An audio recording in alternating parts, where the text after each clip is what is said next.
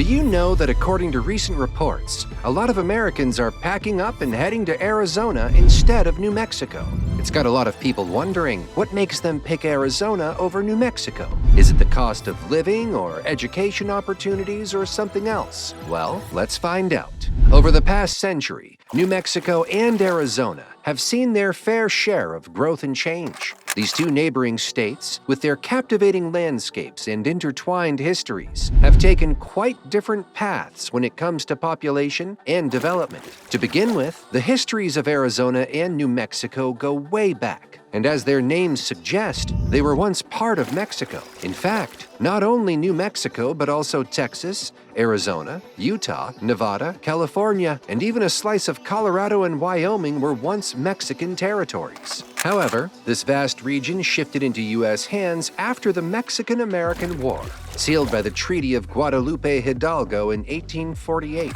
The remaining piece of the puzzle, which would become the contiguous United States, was purchased from Mexico in 1854 to facilitate the construction of a southern transcontinental railroad. This newly acquired expanse became the New Mexico Territory, but like many regions during the Civil War era, it faced the dilemma of whether it would enter the Union as a slave state or a free state. Both the Union and the Confederacy claimed it as their own, leading to a complex and tumultuous period in its history. The Confederates, based in Texas, even proclaimed the southern part of the territory as their own Confederate state of Arizona. But fast forward to today, and you'll notice that Arizona and New Mexico don't quite resemble the divided territories of yore. Shortly after the Civil War concluded in 1865, the United States government reorganized the territory into the New Mexico Territory in the east and the Arizona Territory in the west. A slice of the Northwest went to Nevada, while Colorado claimed the Northeast. But statehood would have to wait. It took another 47 years before either New Mexico or Arizona became full-fledged states in the Union.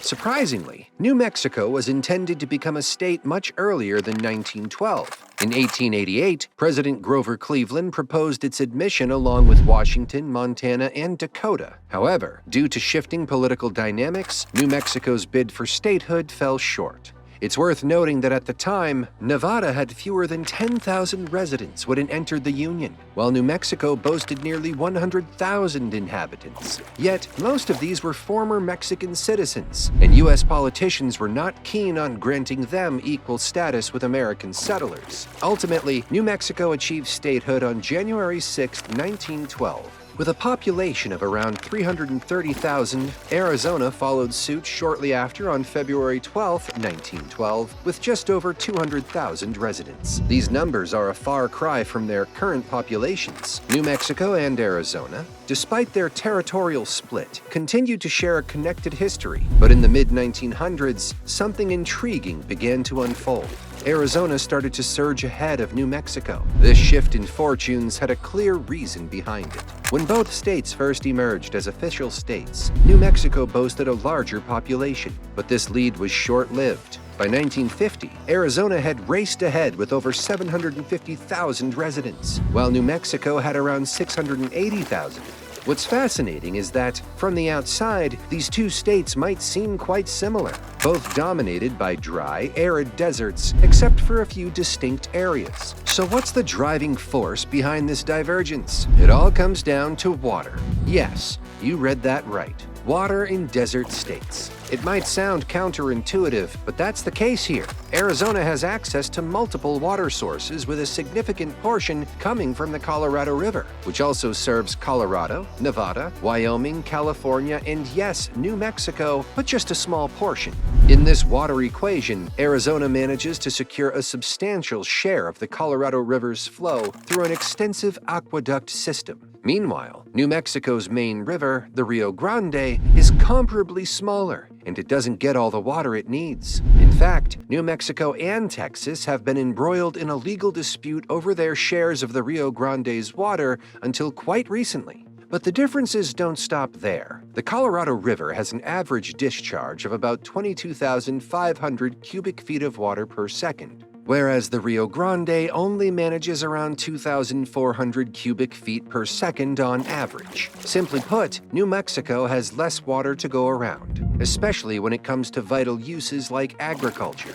In the early 20th century, agriculture was a major economic driver, and states with fertile lands attracted more people. As Arizona was able to expand its agricultural industry thanks to its water advantage, it naturally drew more residents to support its growing population. This, in turn, led to the rise of Phoenix, which soon outpaced Albuquerque, New Mexico's largest city, in almost every industry. But there's more to this story. Arizona also boasts a vibrant and diversified job market that beckons job seekers from all walks of life. Here's why. In Arizona, you'll find a kaleidoscope of industries, from aerospace and healthcare to tourism and manufacturing.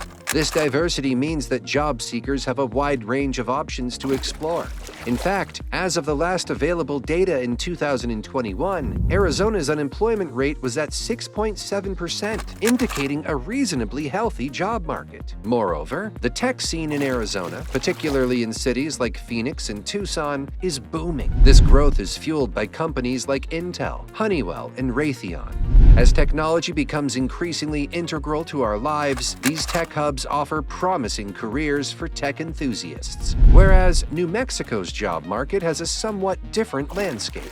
New Mexico leans heavily on government employment, which includes jobs in national laboratories and military bases. While these jobs offer stability, the private sector in New Mexico hasn't seen the same level of growth. As of 2021, the state had an unemployment rate of 7.7%, indicating a somewhat less favorable job market compared to Arizona. Similarly, the limited growth in the private sector has led to fewer diverse job opportunities. New Mexico often sees a higher demand for government-related roles, making it challenging for job seekers with different skill sets to find suitable employment. Arizona and New Mexico also differ in terms of the cost of living, which can significantly impact residents' financial well-being. Availability of affordable housing options. Arizona is generally known for its relatively affordable housing. In cities like Phoenix, Tucson, and Flagstaff, you can find reasonably priced homes, which is a significant advantage for home buyers. As of 2022, the median home value in Arizona was around $330,000. Even in the rental market, Arizona offers competitive rates. The state's cities provide diverse options for renters, helping to keep rental costs within reach for many residents. Comparatively higher housing costs. On the other hand, New Mexico faces challenges in terms of housing affordability. As of 2022, the median home value in the state was approximately $260,000, which is lower than the national average, but still higher than that in Arizona. Plus, New Mexico's rental market can be tight, particularly in cities like Santa Fe and Albuquerque. The limited availability of rental units can drive up costs, making it harder for some residents to find affordable housing. Additionally, while Arizona and New Mexico may seem similar in terms of their mostly dry and arid climates, they actually have some notable differences when it comes to their weather systems. It all comes down to elevation. New Mexico sits at an average elevation of around 5,000 feet above sea level, and its largest city, Albuquerque, is perched at 5,300 feet.